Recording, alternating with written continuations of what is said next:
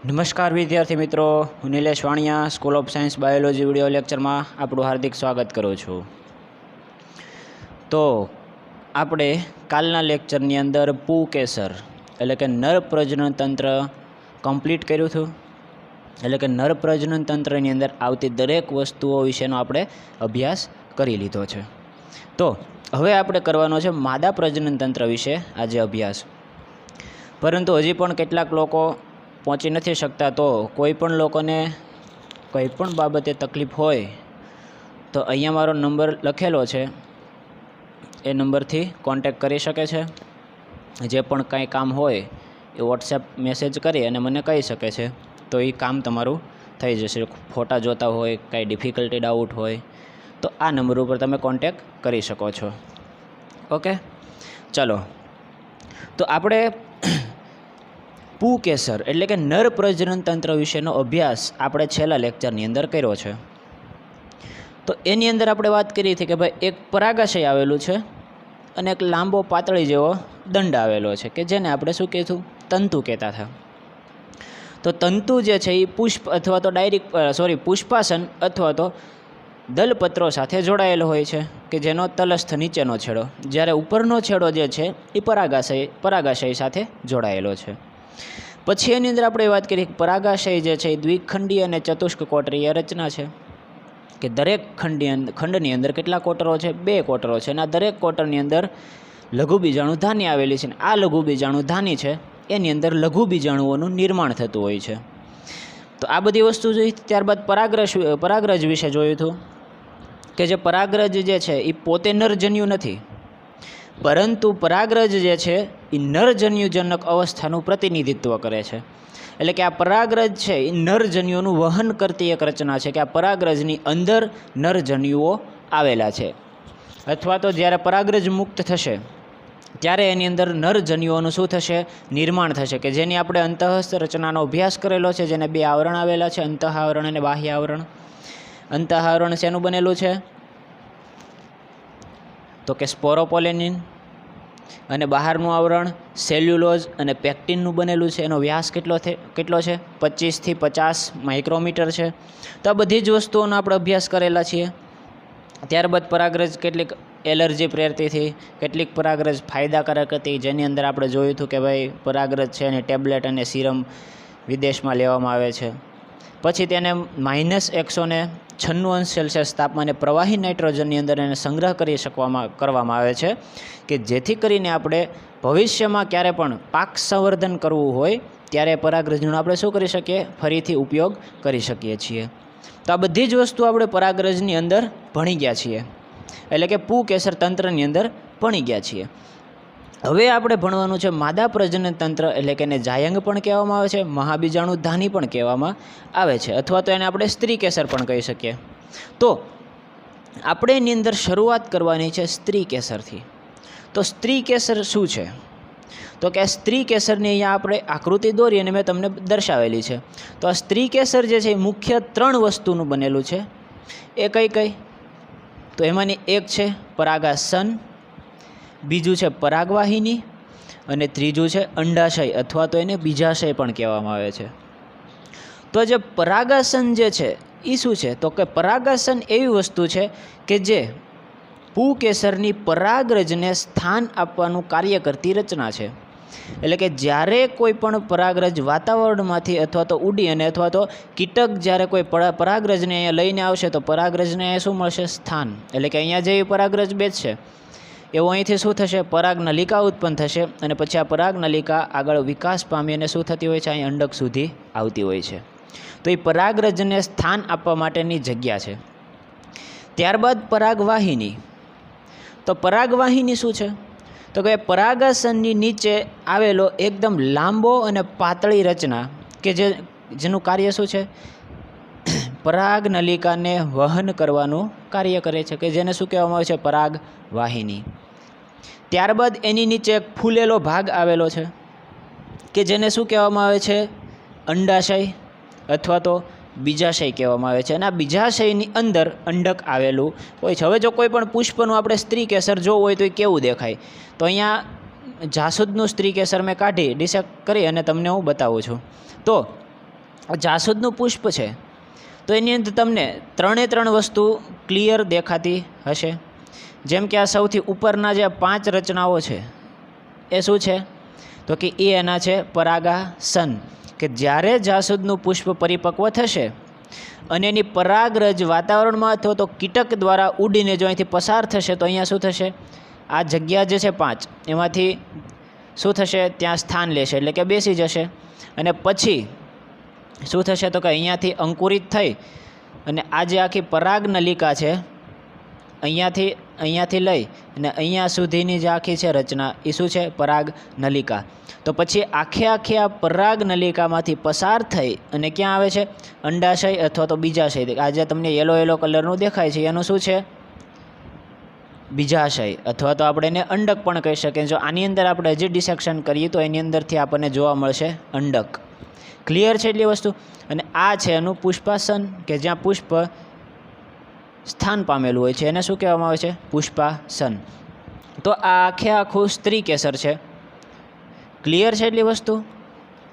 તો સ્ત્રી કેસર જે છે એના વડે જ આખી પ્રક્રિયા કમ્પ્લીટ થતી હોય છે કે ભાઈ વાતાવરણમાંથી કોઈ પણ નર પુષ્પ એટલે કે જાસૂદનું જ નર પુષ્પ છે એની પરાગરજ ઉડી અને ક્યાં આવશે તો કે પરાગાસન ઉપર આવશે.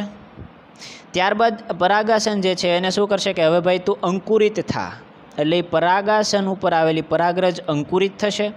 હવે અંકુરિત થાય ત્યારે આપણે કીધું તો પરાગરજ છે એ તો સ્પોરોપોલેનિનની બનેલી છે, તો એ કંઈ પણ વસ્તુ માટે અપ્રવેશશીલ છે. પરંતુ એની અંદર આપણે વાત કરી હતી કે જનન છિદ્રો આવેલા છે, એટલે કે અમુક જગ્યાએ સ્પોરોપોલેનિન છે એ એબસન્ટ છે, ગેરહાજર છે. તો એ જે જગ્યાએથી ગેરહાજર છે ત્યાંથી કોઈ પણ એક જગ્યાએથી પરાગ નલિકા ઉત્પન્ન થશે અને આ પરાગ નલિકા જે છે એની અંદર ઓલું જે અંદર જનનકોષ અથવા તો જેમાંથી જન્યુઓ બની ગયા હતા નરજન્યુ એ આ પરાગ નલિકામાં આવી જાય છે. પછી આ પરાગ વાહિની જે છે એની અંદરથી પસાર થઈ અને ક્યાં અહીંયા બીજાશય અંડક સુધી પહોંચશે અને એની અંદર જે અંડક આવેલું છે એ અંડકની અંદર જશે અને ત્યાં આવેલો હશે મહાબીજાણુ કોષ, એટલે કે માદા જન્યુ આવેલું છે. તો એ માદા જન્યુ સાથે ત્યાં જઈ અને શું થશે, જોડાણ પામશે, એટલે કે જોડાઈ જશે અને પછી એમાંથી યુગ્મન જ બને છે અને પછી એમાંથી બીજ અને એ બધું બનતું હોય છે. એટલી વસ્તુ ક્લિયર છે. તો આ તો સ્ત્રી કેસર બધાને કમ્પ્લીટ થઈ ગયું છે. તો આમાં બીજી કાંઈ વસ્તુ છે જ નહીં અઘરી કે જે તમને તકલીફ પડે એવું હોય. 3 વસ્તુ છે મેઇન, પરાગાસન, પરાગવાહિની અને અંડાશય અથવા તો બીજાશય. આ ત્રણે વસ્તુનું કાર્ય શું છે એ પણ બધાને ખ્યાલ આવી ગયો. હવે આપણે સ્ત્રી કેસરની વાત કરતા હોઈએ તો સ્ત્રી કેસર અથવા તો જાયાંગ કે જે શું છે, પુષ્પનું માદા પ્રજનન અંગ છે એ તો બધાને ખ્યાલ છે. પરંતુ અહીંયા સ્ત્રી કેસર જે છે એના કેટલા સ્ત્રી કેસર આવેલા છે. એ સ્ત્રી કેસરના આધારે એના 2 પ્રકાર છે. એક તો એક સ્ત્રી કેસરી અને બહુ સ્ત્રી કેસરી. જો કોઈ પણ પુષ્પની અંદર એક જ સ્ત્રી કેસર આવેલું હોય, એટલે કે આ સ્ત્રી કેસર છે આ એક જ સ્ત્રી કેસર હોય તો એને શું કહેવામાં આવે છે, એક સ્ત્રી કેસરી. ઉદાહરણ તરીકે જાસૂદ, કે જે આપણું આ જાસૂદનું સ્ત્રી કેસર છે, તમે જોઈ શકો છો કે અહીંયા એક જ સ્ત્રી કેસર છે તો એને શું કહેવામાં આવે છે, એક સ્ત્રી કેસરી. પરંતુ બહુ સ્ત્રી કેસરી કોને કહેવાય તો કે એક કરતાં વધુ સ્ત્રી કેસરો આવેલા હોય તો એને શું કહેવામાં આવે છે, બહુ સ્ત્રી કેસરી. એટલે કે આવા સ્ત્રી કેસરો જે છે એ કોઈ પણ પુષ્પની અંદર એક કરતાં વધારે આવેલા છે, 2, 3, 4, 5, તો એને શું કહેવામાં આવે છે, બહુ સ્ત્રી કેસરી. હવે બહુ સ્ત્રી કેસરી છે, એક કરતાં વધારે સ્ત્રી કેસર આવેલા છે તો એની અંદર પણ પાછા 2 પ્રકાર પડશે, યુક્ત સ્ત્રી કેસરી અને મુક્ત સ્ત્રી કેસરી. તો નામ ઉપરથી જ ખ્યાલ આવી જાય કે જો સ્ત્રી કેસરો જોડાયેલા હોય તો એને કેવા કહેવામાં આવે છે, યુક્ત સ્ત્રી કેસરી. એટલે કે આ દરેક સ્ત્રી કેસરો છે, જો અહીં 3 હોય કે 2 સ્ત્રી કેસર હોય, બંને સ્ત્રી કેસરો એકબીજા સાથે જોડાયેલા હોય તો એને કેવા કહેવામાં આવશે, યુક્ત સ્ત્રી કેસરી. ફોર એક્ઝામ્પલ તરીકે આવું સ્ત્રી કેસર શેમાં જોવા મળે છે તો કે અફીણ ગાંજા, જો આપણે કહીએ છીએ એ અફીણની અંદર આપણને આવું સ્ત્રી કેસર જોવા મળે છે. પછી મુક્ત સ્ત્રી કેસરી કોને કહેવાય તો કે દરેક સ્ત્રી કેસરો કેવા હશે, મુક્ત હશે. એટલે કે એની અંદર 2, 3, 4 જેટલા પણ સ્ત્રી કેસરો જોવા મળે છે એ દરેક સ્ત્રી કેસરો એકાબીજાથી છૂટાછવાયા છે, એટલે એકાબીજાથી મુક્ત હશે, તો એને કેવું કહેવામાં આવે છે? મુક્ત સ્ત્રી કેસરી. એનું એક્ઝામ્પલ છે ચંપો. ક્લિયર છે એટલી વસ્તુ? તો આ હતી સ્ત્રી કેસર વિશેની વાત. હવે આપણે સ્ત્રી કેસરોના 3 ભાગ વિશે પણ ભણી ગયા છીએ. હમણાં મેં તમને 3 ભાગ બતાવી અને એના વિશે માહિતી આપી દીધી છે. તો સ્ત્રી કેસર જે છે એ 3 ભાગ ધરાવે છે. પહેલો ભાગ કયો છે? પરાગાસન. પરાગરજને ગ્રહણ કરવાનું સ્થાન, કે જેને શું કહેવામાં આવે છે? પરાગાસન. પરાગવાહિની. પરાગાસનની નીચે આવેલો લાંબો પાતળો ભાગ, કે જેને શું કહેવામાં આવે છે? પરાગવાહિની. બીજાશય અથવા તો અંડક. તો સ્ત્રી કેસરનો તલસ્થ ફૂલેલો ભાગ, કે જેને શું કહેવામાં આવે છે? બીજાશય અથવા તો અંડાશય પણ કહેવામાં આવે છે. હવે બીજાશયની અંદર પોલાણ આવેલું હોય છે અને એ જરાયુ બીજાશયના પોલાણની અંદર તરફ આવેલું હોય છે. એટલે કે આ બીજાશય જે છે એની અંદર આવેલું છે અંડક, પરંતુ બીજાશયની અંદર એક પોલાણ આવેલું છે. એટલે કે આ જો બીજાશય છે તો એની અંદર અહીં પોલાણ હશે, એટલે કે આ અંડક હશે ને ફરતું પોલાણ હશે. પરંતુ આ અંડક એક ગાદી જેવી રચના વડે બીજાશય સાથે જોડાયેલું છે. એટલે કે આવી ગાદી જેવી રચના છે ને એની ઉપર આવેલું છે અંડક, અને આ હશે એનું બીજાશય. તો આ જે ગાદી જેવી રચના છે એને શું કહેવામાં આવે છે? જરાયુ, કે જે તમે ધોરણ 11ની અંદર આની વ્યાખ્યા ભણી ગયા છો. પછી આપણને ખબર છે જરાયુ ઉપર અંડકોની જે ગોઠવણી થાય છે એને આપણે શું કહેતા હતા? જરાયુ વિન્યાસ, કે જે પુષ્પોની અંદર અલગ અલગ પ્રકારનો હોય છે, જેની અંદર આપણે જરાયુના પ્રકાર વિશે ભણી ગયા છીએ. તલસ્થ ને કેન્દ્રસ્થ ને એ બધા પ્રકારો આપણે ભણી ચૂક્યા છીએ. તો એટલી વસ્તુ ક્લિયર. પોલાણ આવેલું છે જેની અંદર જરાયુ છે, અને જરાયુ વડે બીજાશય સાથે અંડક જોડાયેલું છે. હવે જરાયુમાંથી મહાબીજાણુ ધાની ઉદ્ભવે છે, જેને અંડકો કહે છે. શું કહેવામાં આવે છે? અંડક. તો આપણે વાત કરી કે આ બીજાશય જે છે એની અંદર શું આવેલા છે? અંડક, કે જે બીજાશય સાથે કોના વડે જોડાયેલા છે? જરાયુ વડે. ક્લિયર એટલી વસ્તુ? હવે બીજાશયમાં અંડકોની સંખ્યાના આધારે આપણે એના એક્ઝામ્પલ આપેલા છે, કે જો બીજાશયની અંદર અંડકોની સંખ્યા 1 હોય તો એના એક્ઝામ્પલ ક્યાં ક્યાં છે? ઘઉં, ડાંગર અને કેરી. કે આ દરેક પુષ્પના બીજાશયની અંદર 1 અંડક આવેલું હોય છે. હવે તમે કેરી ખાય અને જે ગઠલો નાખી દો છો, એ ગઠલો જે છે એનું શું છે? એક પ્રકારનું બીજ છે. તો એની અંદર માત્ર 1 જ બીજ આવે છે. તો એની અંદર અંડકો કેટલા હશે? 1. જેટલા અંડક એટલા બીજ બનશે કોઈ પણ ફળ કે કોઈ પણ પુષ્પની અંદર. ત્યારબાદ ઘઉં અને ડાંગરની અંદર પણ દરેક પુષ્પની અંદર 1 ઘઉંનો દાણો અથવા તો 1 ડાંગરનો દાણો બનતો હોય છે, ચોખાનો દાણો. ક્લિયર છે? હવે કેટલાક બીજાશય એવા છે કે જેની અંદર અંડકોની સંખ્યા 1 કરતાં વધારે છે, એટલે કે ઘણી બધી છે.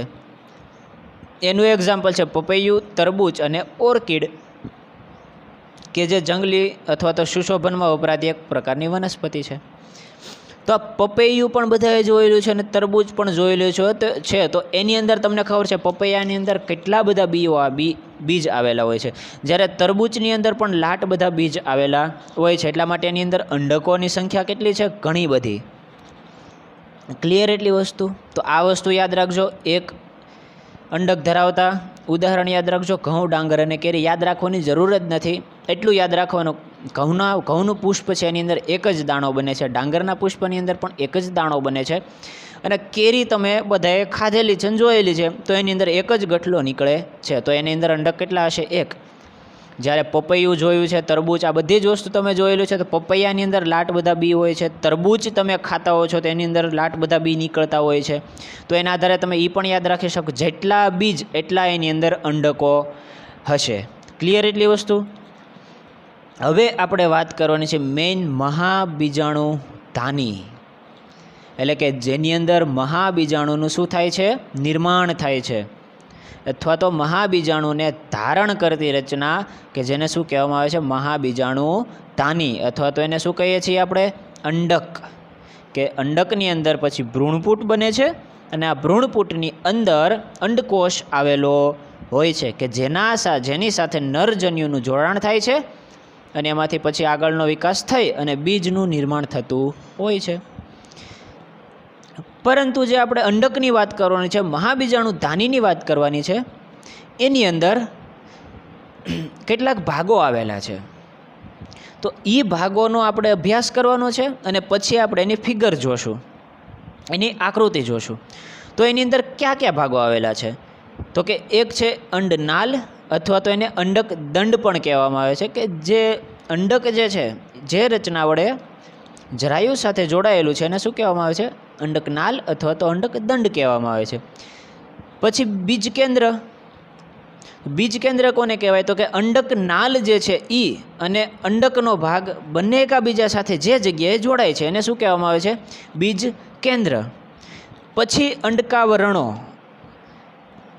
એટલે કે જે અંડકની અંદર પ્રદેહ રહેલો છે એની ફરતે કેટલાક આવરણો આવેલા છે કે જેને અંડકાવરણો કહેવામાં આવે છે. તો એની અંદર મુખ્ય બે આવરણ આવેલા છે, બાહ્ય અંડકાવરણ અને એક અંતઃ અંડકાવરણ.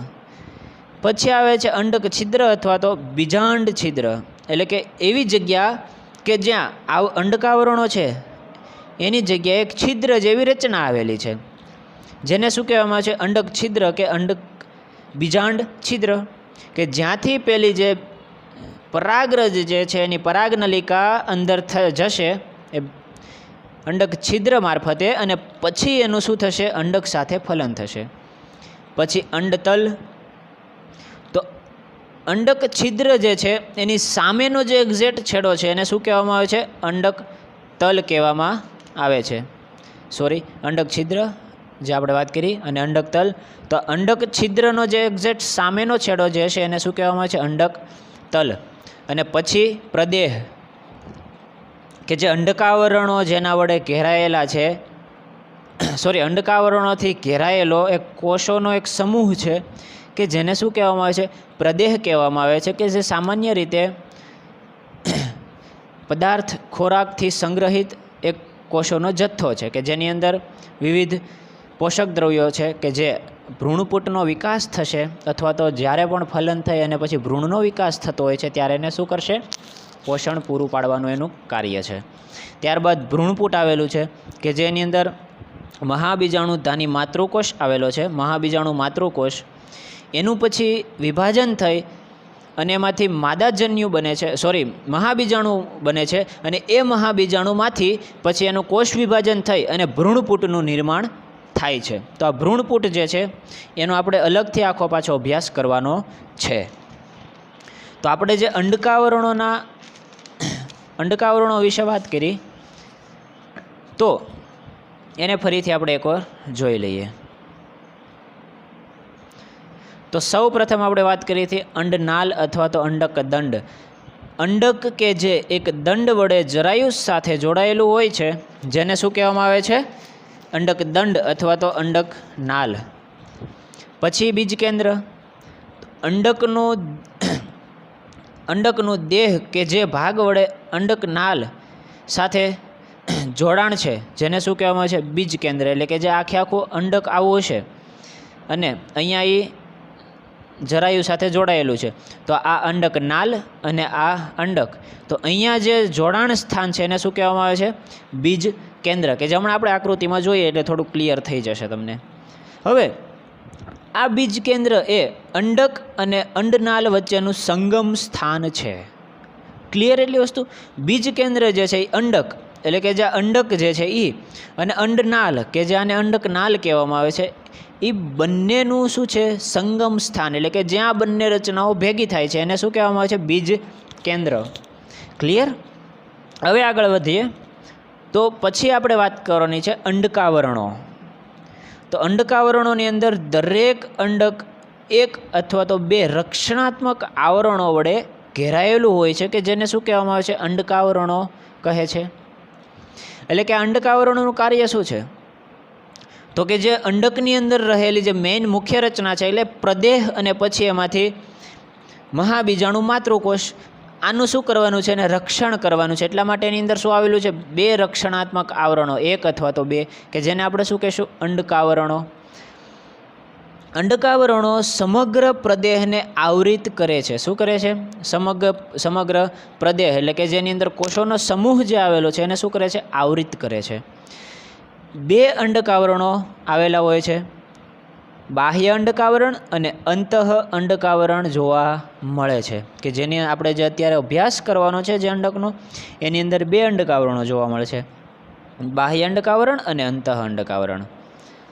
હવે આપણે વાત કરવાની છે અંડક છિદ્ર અથવા તો બીજાંડ છિદ્ર. તો અંડકનો ટોચનો ભાગ કે જ્યાં છિદ્ર આવેલું છે, એટલે કે જ્યાં બાહ્ય અંડકાવરણ અને અંતઃ અંડકાવરણનો અભાવ છે, તો એવા ભાગને શું કહેવામાં આવે છે? અંડક છિદ્ર અથવા તો બીજાંડ છિદ્ર કહેવામાં આવે છે. પછી અંડક તલની આપણે વાત કરી તો કે અંડક છિદ્રના સામેના છેડાને શું કહેવામાં આવે છે? અંડક તલ કહેવામાં આવે છે. એટલે કે અહીં જો વાત કરીએ તો અંડક છિદ્રના સામેના છેડાને અંડક તલ આવેલું હોય છે, કે જે અંડકનો ભાગ કેવો છે? અંડકનો તલ ભાગ છે. ક્લિયર એટલી વસ્તુ? હવે પ્રદેહ, તો અંડકાવરણોથી ઘેરાયેલા કોષોના સમૂહને શું કહેવામાં આવે છે? પ્રદેહ કહેવામાં આવે છે. એટલે કે અંડકના આવરણો છે એની એક્ઝેક્ટ અંદરની બાજુએ એવો કોષોનો સમૂહ આવેલો છે કે જેને શું કહેવામાં આવે છે? પ્રદેહ કહેવામાં આવે છે. તો આ કોષોનો સમૂહ જે છે એની વિશિષ્ટતા શું છે? તો આ કોષોના સમૂહની વિશિષ્ટતા એ છે કે આ કોષોનો સમૂહ વિપુલ પ્રમાણમાં સંચિત ખોરાક ધરાવે છે. શું ધરાવે છે? સંચિત ખોરાક. તો આ પ્રદેહના દરેક કોષો જે છે એ મોટા જથ્થાની અંદર ખોરાકનો સંગ્રહ થયેલો હોય છે, કે જે ક્યાંક કોઈક જગ્યાએ પોષણ આપવાનું કાર્ય કરે છે. હવે પ્રદેહની અંદર ભ્રૂણપુટ અથવા તો માદાજન્યુજનક હોય છે. ક્લિયર એટલી વસ્તુ? તો હવે પ્રદેહની અંદર શું આવેલું છે? તે મુખ્ય રચના એટલે કે ભ્રૂણપુટ અથવા તો માદાજન્યુજનક, કે જેની અંદર પછી માદાજન્યુનું શું થવાનું છે? નિર્માણ થવાનું છે.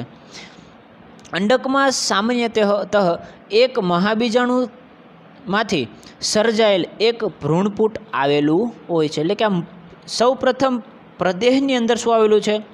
તો એક મહાબીજાણુ માતૃકોષ આવેલો છે. અને આ મહાબીજાણુ માતૃકોષમાંથી શેનું સર્જન થાય છે? મહાબીજાણુ. અને મહાબીજાણુમાંથી પછી ભ્રૂણપુટનો નિર્માણ થાય છે, અને પછી એમાંથી માદાજન્યુ અથવા તો અંડકોષ બને છે. ક્લિયર એટલી વસ્તુ? હવે આપણે વાત કરવાની છે મહાબીજાણુ જનન. તો મહાબીજાણુ જનન એટલે શું? તો આપણને વ્યાખ્યા ઉપરથી ખબર પડી જાય કે મહાબીજાણુ માતૃકોષમાંથી એને શું કહેવામાં આવે છે? એમએમસી. આ ખાસ યાદ રાખજો, પીએમસી અને એમએમસી, પોલન મધર સેલ અને મેગાસ્પોર મધર સેલ. આ બંને વસ્તુ યાદ રાખજો, કેમ કે ઘણી વખત એમસીક્યુની અંદર ડાયરેક્ટ આ વસ્તુ આવતી હોય છે. તો મહાબીજાણુ માતૃકોષમાંથી મહાબીજાણુના નિર્માણને શું કહેવામાં આવે છે? મહાબીજાણુ જનન. એટલે કે પહેલાં આપણે અંડક જે છે એની આકૃતિ તમને બતાવવાની બાકી રહી ગઈ છે, તો એ જ આપણે ડાયરેક્ટ ટેક્સ્ટ બુકમાંથી હું તમને બતાવી દઉં છું, કેમ કે મેં ડ્રો આજે કરી નથી. તો અહીંયા જે આકૃતિ છે એ તમને આપેલું શું છે? અધોમુખી અંડક છે. તો આ વસ્તુ ખાસ યાદ રાખજો કે અંડક તો છે, પરંતુ કેવું છે? તો કે અધોમુખી અંડક છે. એમસીક્યુ માટે અગત્યનું છે, કેમ કે તમને આ ખબર છે કે અંડક તો છે, પરંતુ અધોમુખી છે કે ઉર્ધ્વમુખી છે કે એ કોઈને ખ્યાલ હોતો નથી. એટલા માટે આ ખાસ યાદ રાખજો કે અધોમુખી છે, એટલે કે એનું મુખ કેવું છે?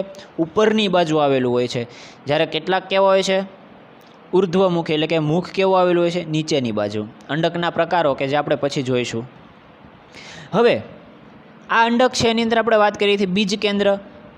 સૌપ્રથમ અંડકનાલ, કે જે આ જે રચના છે એ શું છે? અંડનાલ. પછી આ અંડનાલ અને આ આખું અંડક એ બંને એક જગ્યાએ જે જોડાય છે અહીંયા, એને શું કીધું છે? બીજ કેન્દ્ર. પછી આ એનું છે અંડક છિદ્ર, કે જ્યાં તમે જોઈ શકો છો બાહ્ય અંડકાવરણ અને અંતઃ અંડકાવરણ છે એનો અભાવ છે. પછી અંડછિદ્રીય ધ્રુવ, એટલે કે અહીંયા અંડછિદ્ર આવેલું છે અને અંડછિદ્રીય ધ્રુવ કહેવામાં આવે છે. પછી બાહ્ય અંડકાવરણ અને આ છે અંતઃ અંડકાવરણ. પછી આ પ્રદેહનો વિસ્તાર છે, એટલે કે અહીંયા ઓલા જે આપણે કીધું હતું ને પોષક દ્રવ્યોથી ભરપૂર કોષો, તો એ આ વિસ્તારની અંદર ફરતા આવેલા છે. પછી આપણે વાત કરી હતી ભ્રૂણપૂટની, કે જે ભ્રૂણપૂટ છે કે જે વિકાસ થઈ અને પછી બનતું હોય છે, અને આની અંદર આવેલો છે મહાબીજાણુ માતૃકોષ. ક્લિયર? તો હવે જે આપણે અંડકની વાત કરી, તો અહીંયા જે એનો મહાબીજાણુ માતૃકોષ આવેલો છે, આ મહાબીજાણુ માતૃકોષને જો આપણે બહાર કાઢી લઈએ, તો હવે આ મહાબીજાણુ માતૃકોષ એનો વિકાસ કરશે, એટલે કે હવે એની પ્રક્રિયા ચાલુ થશે. તો આપણને ખબર છે કોઈ પણ જન્યુનું નિર્માણ થશે તો મહાબીજાણુ માતૃકોષ પહેલાં તો કેવો હશે? 2n, એટલે દ્વિકીય. બધાને ખ્યાલ છે દ્વિકીય અથવા તો 2n એટલે શું, કે એની અંદર રંગસૂત્રો કેવા છે? દ્વિકીય, એટલે કે ડબલ ડબલ હોય છે. તો હવે આપણને ખબર છે જન્યુના નિર્માણ માટે કોઈ પણ માતૃકોષ, એટલે કે દ્વિકીય માતૃકોષ હોય તો એમાંથી જન્યુના નિર્માણ થવા માટે ફરજિયાત શું કરે છે? અર્ધીકરણ. એટલે કે આ મહાબીજાણુ માતૃકોષનું અહીંયા શું થશે? અર્ધીકરણ થશે. અને અર્ધીકરણના અંતે આપણને ખબર છે કે એક કોષમાંથી 4 કોષોનું નિર્માણ થાય છે, અને 4 એ 4 કેવા હશે? એકકીય, એટલે કે દરેક કોષ n હશે, એકકીય કોષો હશે. એટલે કે જો 4 એ 4 કોષની આપણે વાત કરીએ તો હવે આ શું છે?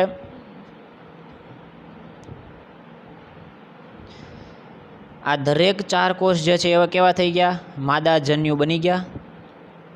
તો આ જે મહાબીજાણુ માતૃકોષમાંથી મહાબીજાણુ બનવાની જે પ્રક્રિયા છે એને શું કહેવામાં આવે છે? મહાબીજાણુ જનન, કે જેની અંદર અર્ધીકરણ થઈ અને એમાંથી 4 મહાબીજાણુઓનું નિર્માણ થાય છે. તો આ પ્રક્રિયાને શું કહેવામાં આવે છે? મહાબીજાણુ જનન. ક્લિયર? એટલી વસ્તુ તો અહીંયા મેઇન વસ્તુ યાદ રાખવાની છે કે અર્ધીકરણ થાય છે. હવે આપણે આગળ વાત કરીએ તો મહાબીજાણુ માતૃકોષમાંથી મહાબીજાણુના નિર્માણની પ્રક્રિયાને શું કહેવામાં આવે છે? મહાબીજાણુ જનન. ક્લિયર? એટલી વસ્તુ. હવે અંડકમાં પ્રદેહના અંડછિદ્રીય પ્રદેશમાં સામાન્યતઃ એક મહાબીજાણુ માતૃકોષ વિભેદિત થાય છે. એટલે કે જે પ્રદેહનો ભાગ હતો, અંડક દોર્યું હતું તો આ હતું એનું ભ્રૂણપૂટ, પણ એ વિસ્તારની અંદર ભ્રૂણપૂટ પહેલાં સમગ્ર પ્રદેહના કોષો હશે તો એમાંથી એનું વિભેદન થાય છે. વિભેદન એટલે આપણને ખબર છે કે અંડક મહાબીજાણુ માતૃકોષ બનવા માટે એમાંથી કોઈ પણ એક કોષ શું થશે? વિભેદિત થશે. એટલે કે એમાંથી કોઈ પણ એક કોષનું શું થાય છે? વિભેદન થાય છે. અને તે ઘટ્ટ કોષરસ અને સુસ્પષ્ટ કોષ કેન્દ્ર ધરાવતો મોટો કોષ છે. ક્લિયર? એટલી વસ્તુ. હવે એમાંથી પછી શું બનશે? મહાબીજાણુ બનશે. તો હવે આ મહાબીજાણુ માતૃકોષ જે છે એનું અર્ધીકરણ પામે છે, અને અર્ધીકરણના પરિણામે એની અંદર 4 મહાબીજાણુઓ સર્જાય છે. ક્લિયર? એટલી વસ્તુ. તો આ જે મહાબીજાણુ જનન છે, મહાબીજાણુ માતૃકોષમાંથી અર્ધીકરણના અંતે 4 મહાબીજાણુઓ સર્જાય છે, એને શું કહેવામાં આવે છે? મહાબીજાણુ જનન. તો કેવી રચના છે? તો કે પ્રદેહની અંદર જે આ સંપૂર્ણ હજી મહાબીજાણુ માતૃકોષ કે જે હજી એના અર્ધીકરણની પ્રક્રિયા ચાલુ નથી થઈ એ છે. તો આ ફરતા આવેલા છે એ પ્રદેહના કોષો છે. એની અંદર એક મોટો શું છે? આ મહાબીજાણુ માતૃકોષ છે. હવે આ મહાબીજાણુ માતૃકોષ જે છે એનું શું થશે? હવે અર્ધીકરણ સ્ટાર્ટ થઈ જશે. તો એ અર્ધીકરણ થશે તો એની અંદર પહેલાં 2 કોષીય રચના બનશે. તો આ દ્વિકોષીય મહાબીજાણુ થયો. હવે આપણને ખબર છે અર્ધીકરણ થાય છે તો એની અંદર 2 પ્રોસેસ છે, એટલા માટે હવે એની અંદર કેટલા? 2 માંથી પછી 4 કોષીય મહાબીજાણુ બની જશે. એટલે કે આ 1, 2, 3 અને 4 મહાબીજાણુઓ બની ગયા છે. પરંતુ હવે જે પછી આગળની જે આપણે પ્રક્રિયા ભણવાની છે માદાજન્યુજનક, એટલે કે હવે માદાજન્યુ આમાંથી બનશે મહાબીજાણુમાંથી. તો એ માદાજન્યુજનક બનવા માટે આની અંદર આ 4 એ 4 કોષો જે છે એ હવે કાર્યરત નહીં રહે, પરંતુ આમાંથી 3 કોષો જે છે અવનત નાશ પામશે અને માત્ર ને માત્ર એક જ કોષ રહેશે કે જેમાંથી પછી આખા ભ્રૂણપૂટનું નિર્માણ થાય છે. અને આ ભ્રૂણપૂટની અંદર શેનું નિર્માણ થાય છે? અંડકોષનું નિર્માણ થાય છે અને આખી પ્રક્રિયા કમ્પ્લીટ થતી હોય છે. ક્લિયર? એટલી વસ્તુ. તો અહીંયા સુધીની બધી જ વસ્તુ બધાને સમજાણી હોવી જોઈએ. એક વખત બધા જ આ વસ્તુ રીડ કરી લેવાની છે.